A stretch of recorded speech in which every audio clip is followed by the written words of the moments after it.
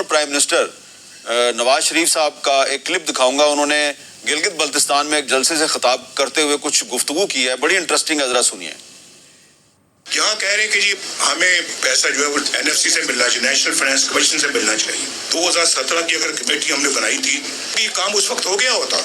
मुझे आपने देश निकाला कई दफा दिया है, ये गिला मैं सुनने को तैयार नहीं हूँ, क्योंकि ये कसूर आपका भी है कि आपने मुझे से बंदे को देश निकाला क्यों होने दिया, क्यों मुझे मुल्क छोड़ के बाहर जाना पड़ा, क्यों जेलों में डाला गया. सारे स्टेक होल्डर्स को बैठाएंगे और अभी तक उनकी सुई अटकी हुई है और वो कह रहे हैं मुझे क्यों निकाला. और शायद वो जानते हैं या नहीं जानते कि इस वक्त जो प्राइम मिनिस्टर हैं शहबाज शरीफ साहब, वो उनके सगे छोटे भाई हैं. तो डॉक्टर तारिक फजल चौधरी साहब, वो गिलगित बल्तिस्तान का जो इलेक्शन है उसने एक सवाल खड़ा कर दिया कि नवाज शरीफ साहब जो हैं वो अभी तक 2017 के वाकयात की बुनियाद पे कह रहे हैं मुझे क्यों निकाला. अभी तक नाराज हैं वो पाकिस्तानी अवाम से. बिस्मिल्लाहिर्रहमानिर्रहीम. मीर साहब, इसमें कोई नाराज़गी की बात नहीं है. मियां नवाज शरीफ साहब ने अभी जो आपने उनका क्लिप दिखाया है, उन्होंने अपनी ज़ात की बात नहीं की, बेसिकली उन्होंने सिस्टम की बात की है.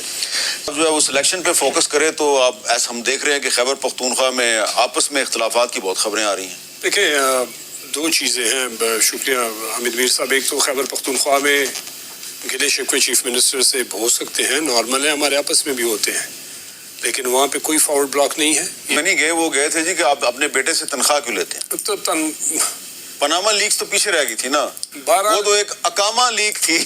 अकामा लीग में गए थे. चले, अकामा लीग में, पनामा लीग से शुरू हुआ, अकामा लीग में गए.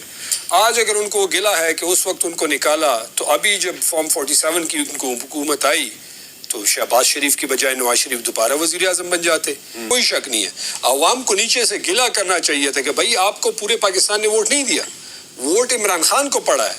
वो मुझे ये बताएं कि आपके प्राइम मिनिस्टर शहबाज शरीफ का ये 5वां बजट आ रहा है, 5वां आने वाले 3-4-5 दिन में हो जाएगा.